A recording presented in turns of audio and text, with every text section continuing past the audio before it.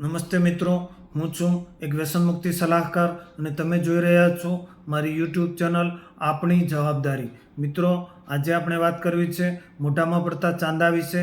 હાજી મિત્રો, મોઢામાં પડતા ચાંદા અથવા તો મોઢામાં પડતા છાલા એ અનેક કારણોથી મોઢામાં પડે છે. એની પાછળના જવાબદાર કારણોમાં આંતરડાની ગરમી હોય, પેટની ગરમી હોય, કબજિયાત રહેતી હોય અથવા તો પાન મસાલા ગુટખા અને તમાકુનું વધુ પડતું સેવન કરતા હોઈએ તો પણ મોઢામાં ચાંદા પડે છે.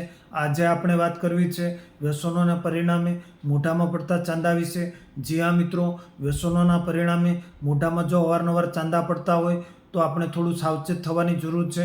આપણે થોડી સાવધાની રાખવાની જરૂર છે. કારણ તો કે કેટલાક કિસ્સાઓમાં એવું જોવા મળ્યું છે કે અવારનવાર મોઢામાં ચાંદા પડતા હોય અને પાન મસાલા ગુટખા તમાકુનું સેવન કરતા હોઈએ અને મોઢામાં ચાંદા પડે તો કેટલીક વખત એ રૂઝાતા નથી.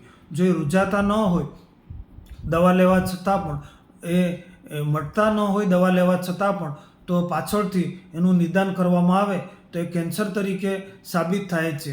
તો મિત્રો, જે લોકો પાન મસાલા તમાકુ અને ગુટખાનું વધુ પડતું સેવન કરતા હોય એમને મોઢામાં વારંવાર ચાંદા પડતા હોય અને મટી જતા હોય, પરંતુ જો એ કેટલીક વખત નહીં મટે તો આપણા માટે પ્રશ્નો ઊભા કરશે, આપણા માટે ચિંતાનો વિષય બનશે.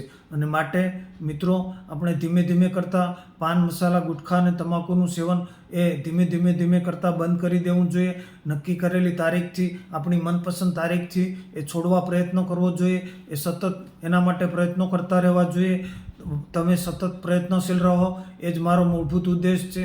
તમે વ્યસનમુક્ત બનો, એ જ મારો મૂળભૂત ઉદ્દેશ છે. અને એવા જ ઉદ્દેશથી હું મારી ચેનલ ઉપર વ્યસન મુક્તિને લગતા વિડીયો મૂકું છું.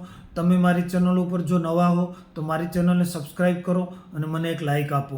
હું વ્યસન મુક્તિને લગતા વિડીયો આ ચેનલ ઉપર મૂકું છું. આ સાથે હું વિરમું છું.